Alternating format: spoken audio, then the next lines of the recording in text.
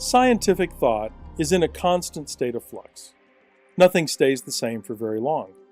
New discoveries provide more information that leads to better understanding. This acquired knowledge then leads to new theories and new definitions of truth. But redefining truth does not only happen in the rhetoric of science, it has also been occurring in every part of daily life for a long time. This 1967 quote from Robert L. Scott, the Director of Graduate Studies at the University of Minnesota, in the Department of Speech Communication, provides a foundation for this constant change in the definition of truth.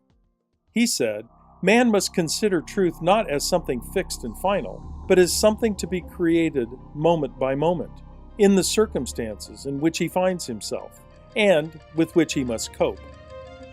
I'm Dr. Rich Masek, the author of Ideolatry, God is Not Your Problem. And today, we will explore the rhetoric of situational truth. This word rhetoric is not commonly used in conversation, but you've probably heard it used in the media, especially when dealing with political issues.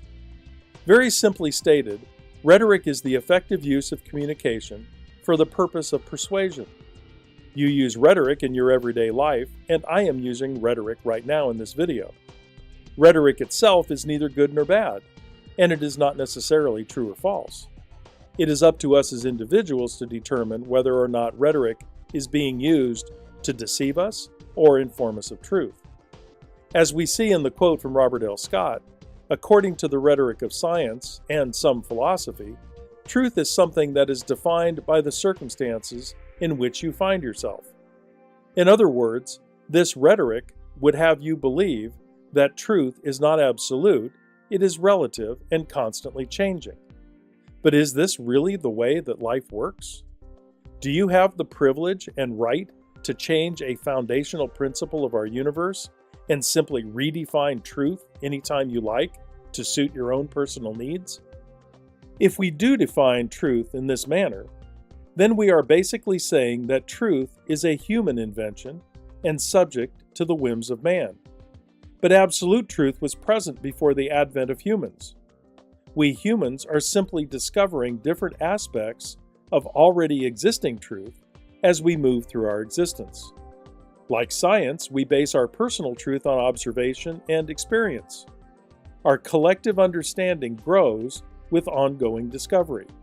But this is not a claim on what truth is.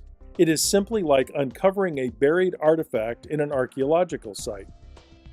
The understanding of what has been found changes as more and more of the artifact is revealed.